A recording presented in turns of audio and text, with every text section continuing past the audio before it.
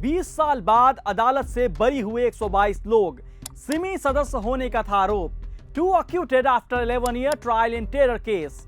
Police torture, 4 साल jail, 11 साल कानूनी लड़ाई, फिर मिला आधा इंसाफ। ये वो हेडलाइन है जो ज्यादातर अखबारों और न्यूज चैनल पर या तो आपको दिखाई नहीं जाती या ऐसे कोने में छपती है कि नजर ही ना पड़े। दरअसल ये बातें हम इसलिए कह रहे हैं क्योंकि करीब 20 साल पहले बैन संगठन सिमी से जुड़े होने के आरोप में 127 लोगों को पुलिस ने गिरफ्तार किया था।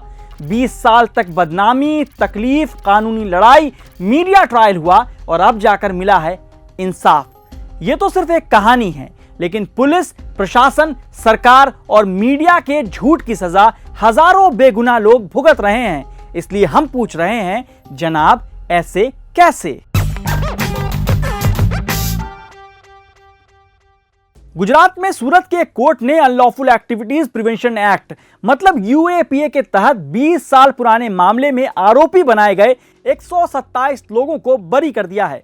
इन लोगों पर दिसंबर 2001 में प्रतिबंधित संगठन student Islamic movement of India मतलब सिमी की एक बैठक में हिस्सा लेने का आरोप था। बिना किसी गुनाह के 1 साल जेल में बिताया, फिर 19 साल तक कानूनी लड़ाई लड़ते रहे और अब जाकर अदालत ने उन्हें आजाद कर दिया है। अपने आदेश में कोर्ट ने कहा है कि अभियोजन पक्ष विश्वसनीय और संतोषजनक सबूत पेश करने में नाकाम रहा है और यह साबित नहीं कर पाया कि आरोपी सिमी के सदस्य थे और प्रतिबंधित संगठन की गतिविधियों को बढ़ावा देने के लिए इकट्ठा हुए थे। कोर्ट ने कहा है कि आरोपियों को यूएपीए के तहत दोषी नहीं ठहराया जा सकता। जब इन लोगों को पुलिस ने गिरफ्तार किया था तब दावा किया था कि मौके से सिमी में शामिल होने के लिए फॉर्म, ओसामा बिन लादेन की तारीफ में किताबें और बैनर जैसी चीजें बरामद की गई थी। सोचिए क्या कहानी बनाई गई थी। सुनिए क्या कहते हैं बरी होने के बाद जियाउद्दीन सिद्दीकी। दूसरे सिस्टम ने 20 साल हमारे खराब किए हैं। ये सिस्टम ने 20 साल हमारे कैसे खराब किए? हमारी बीवी, बच्चे, हमारे कारोबार, हमारे जॉब्स, इतनी प्रॉब्लम्स जो फेस करनी पड़ी, कितने लोगों को जॉबलेस होना पड़ा, कितनों के कारोबार खराब हुए, 1-1 साल तक जेल में रहना पड़ा, हर महीने यहाँ आकर हजारों रुपया खर्च करना पड़ा। कि अगर सिस्टम बेगुनाहों को इस तरह 20-20 साल रगड़ कर अगर जस्टिस देता भी है तो उसके जो लॉसेस है उसको कैसे कंपनसेट किया जा सकता है? लेकिन ये अकेला मामला नहीं है जहां इंसाफ के लिए सालों साल लड़ना पड़ा। अभी हाल ही में उत्तर प्रदेश के जिला ललितपुर के रहने वाले 43 साल के विष्णु तिवारी 20 साल बाद बरी हुए हैं। जी हां, 20 साल बाद। विष्णु की जिंदगी के पिछले 20 साल आगरा की जेल में गुजरे। विष्णु तिवारी को 16 सितंबर 2000 को दुष्कर्म के आरोप में गिरफ्तार किया गया था, लेकिन इलाहाबाद हाई कोर्ट के आदेश के बाद विष्णु को 3 मार्च 2021 को बाइज्जत बरी किया गया। परिवार को इतना कुशल छोड़ के गए थे हम। हमारे पास इंजन था, बैल थे, 3 हर चलते थे, सब कुछ था, 10 भैंसें थी।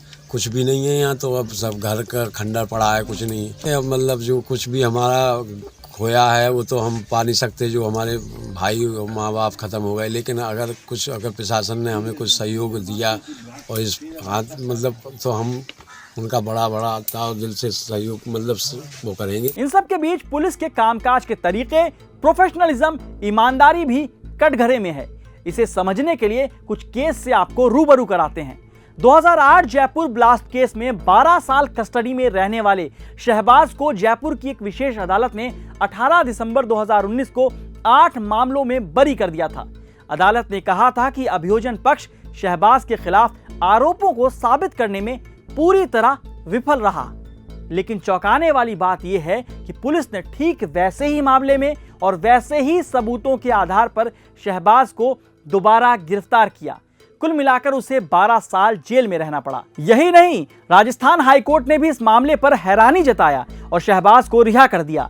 जस्टिस पंकज भंडारी की सिंगल बेंच ने इस मामले में शहबाज को जमानत देते हुए कहा कि पुलिस ने 9वें केस में उस पर उन 12 सालों में मुकदमा नहीं किया जो उसने जेल में बिताए थे।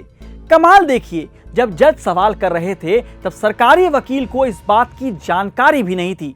अब्दुल वहीद की कहानी भी कम डरावनी नहीं है। अब्दुल वहीद शेख ने जेल में 9 साल बिताए। अब्दुल वहीद को 2006 में मुंबई में ट्रेन धमाकों के लिए आतंकवादी कहा गया था, जिसमें 209 लोग मारे गए और 700 से ज्यादा लोग घायल हुए थे। लेकिन आखिर में अब्दुल वहीद अपना वक्त हार कर केस जीत गए। सुनिए उन्हें। कंटिन्यू मेरे साथ 3 महीना टॉर्चर हुआ।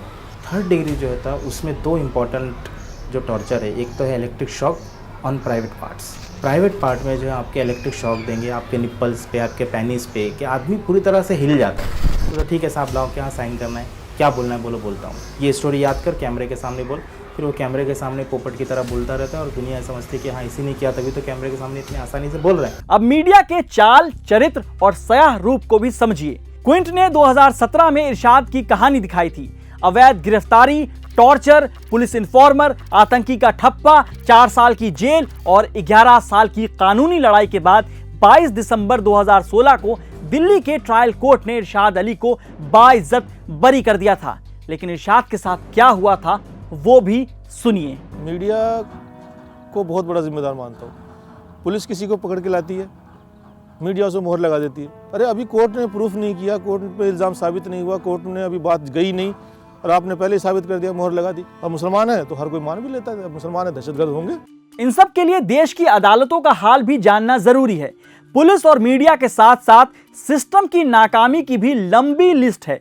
नेशनल क्राइम रिकॉर्ड ब्यूरो मतलब NCRB 2019 की रिपोर्ट के मुताबिक देश भर में करीब 1400 जेलों में 4,78,000 कैदी हैं, जिसमें करीब 70% अंडर ट्रायल हैं और सिर्फ 30% ही दोषी हैं।